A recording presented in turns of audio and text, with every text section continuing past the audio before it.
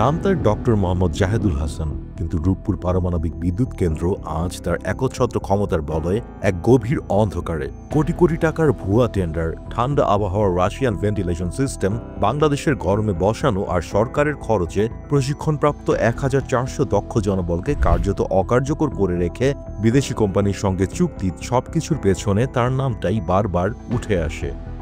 এখানে সত্য বলা অপরাধ, সমালোচনা করলেও নেমে আসে সতর্কীকরণ বিজ্ঞপ্তি। বিরুদ্ধ মত দমন হয় শোকজ, স্ট্যান্ড রিলিজ আর প্রবেশাধিকার বাতিলের মতো অপমানজনক পদ্ধতিতে। কিন্তু কেন? চলুন আজ ঘুরে আসা যাক স্বপ্নের রূপপুর পারমাণবিক বিদ্যুৎ কেন্দ্রের অন্ধকার এক জগৎ থেকেই। ২০২৪ সালের ১৬ এপ্রিল প্রকল্প পরিচালকের দায়িত্ব নেন ডক্টর মোহাম্মদ জাহেদুল হাসান। একই সাথে তিনি এনপিসিবিএল এর অতিরিক্ত ব্যবস্থাপনা পরিচালক, স্টেশন ডিরেক্টর সহ একাধিক গুরুত্বপূর্ণ পদ নিজের নিয়ন্ত্রণে নেন। তার নিয়োগের পেছনে বড় অঙ্কের লেনদেন এবং সরাসরি পলাতক ফ্যাসিস্ট শেখ হাসিনার বোন শেখ রেহানার সংশ্লিষ্টতার অভিযোগ থাকলেও কেউ খোলাখুলি কিছু বলতে সাহস পায় না। প্রকল্পের নকশা প্রক্রিয়াতেই শুরু হয় জটিলতা। ডিজাইন ডকুমেন্টে নেই বাংলাদেশের পরমাণু শক্তি কমিশনের স্বাক্ষর। প্রতিদিন দেওয়া হচ্ছে শতাধিক টেকনিক্যাল সলিউশন, যা মূল নকশা থেকে বিচ্যুতির পরিষ্কার ইঙ্গিত। এই পর্যন্ত ৩,০০০-এর বেশি সলিউশন প্রদান করা হয়েছে এভাবে। কন্ট্রাক্টররা বলছেন তারা নাকি মস্কো থেকে ডিজাইন পরিবর্তনের অনুমোদন নিয়ে আসেন, কিন্তু এর সত্যতা নিয়েও রয়েছে প্রশ্ন। অপরিকল্পিত ও অনুপযোগী অনেক যন্ত্রাংশ ইতিমধ্যেই স্থাপন করা হয়েছে, যেমন রাশিয়ার ঠান্ডা আবহাওয়ার জন্য নির্মিত ভেন্টিলেশন সিস্টেম, যা বাংলাদেশের গরম ও আর্দ্র আবহাওয়ায় মারাত্মক পরিবেশগত ঝুঁকি তৈরি করছে। প্ল্যান্টের গুরুত্বপূর্ণ নানা যন্ত্রপাতি বর্তমানে ঠিকমতো কাজ করছে না। বর্তমানে শতাধিক পোর্টেবল এসি ও স্প্লিট এসি বসিয়ে এই সমস্যার সাময়িকভাবে সমাধানের চেষ্টা করা হচ্ছে, যা দীর্ঘমেয়াদী কোনো সমাধান নয়।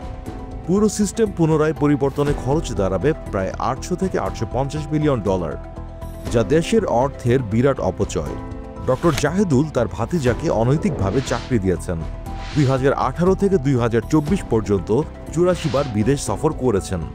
একই সফরের জন্য দেশে ফিরে টিএডিএ তুলেছেন, যাতে ব্যয় হয়েছে আনুমানিক ৩০ কোটি টাকা। সরকারি ব্যয়ে রাশিয়ায় প্রশিক্ষণপ্রাপ্ত ১,৪০০ জনের দক্ষ জনবল থাকা সত্ত্বেও তাদের প্রায় অকেজো করে রেখে রাশিয়ান কোম্পানিগুলোর সাথে দীর্ঘমেয়াদী চুক্তির পথে অগ্রসর হবার অভিযোগ রয়েছে ডক্টর জাহেদুলের বিপক্ষে। বিভিন্ন ঠিকাদারি প্রতিষ্ঠানগুলোর সঙ্গে যোগসাজশ করে নামে বেনামে ঢাকা সহ বিভিন্ন বিভাগীয় শহরে বিপুল স্থাবর অস্থাবর সম্পত্তির মালিক হওয়ার অভিযোগও রয়েছে ডক্টর জাহেদুল হাসানের নামে। তার রাজনৈতিক পরিচয় নিয়েও রয়েছে ধোঁয়াশা। বিগত ফ্যাসিবাদী আমলে শেখ হাসিনার সবচেয়ে বিশ্বস্ত লোকদের একজন ছিলেন তিনি। সেই তাকেই এখন দেখা যায় নিজেকে বিএনপিপন্থী হিসেবে দাবি করতে। সামান্য ক্যান্টিন বিষয়ক টেন্ডারেও হস্তক্ষেপের অভিযোগ রয়েছে ডক্টর জাহেদুলের বিপক্ষে। মনোনীত প্রতিষ্ঠানকে জেতানোর জন্য টেকনিক্যাল কমিটির মত উপেক্ষা করে টেন্ডার বাতিল করে নতুন করে আহ্বান, লোয়েস্ট বিডার প্রতিষ্ঠানের দরদাম ফাঁস করে মনোনীত প্রতিষ্ঠানকে বিড করানোর নথিপত্র এসেছে রিজ বাংলার হাতে। প্রকল্পে মিড ম্যানেজমেন্ট পর্যায়ে ব্যাপক অনিয়মের মাধ্যমে নিয়োগ দেওয়া হয়েছে। অনেকেরই পারমাণবিক প্রকল্প সম্পর্কিত কোনো একাডেমিক বা বাস্তব অভিজ্ঞতা নেই। সার্কুলারে বর্ণিত অভিজ্ঞতা না থাকা সত্ত্বেও ভুয়া অভিজ্ঞতা দেখিয়ে অনেকে নিয়োগ পেয়েছেন। কোম্পানির সার্ভিস রুল আর ওয়েলফেয়ার অ্যাসোসিয়েশনের কথা তুললেই কর্মকর্তা কর্মচারীদের ওপর নেমে এসেছে স্টিম রোলার। ডক্টর জাহেদুল প্রকল্প পরিচালকের দায়িত্ব নেবার সাথে সাথে ২০২৪ সালের প্রথম কোনো পূর্ব ঘোষণা ছাড়াই ২৪ জন কর্মকর্তার কার্ড ব্লক করেন।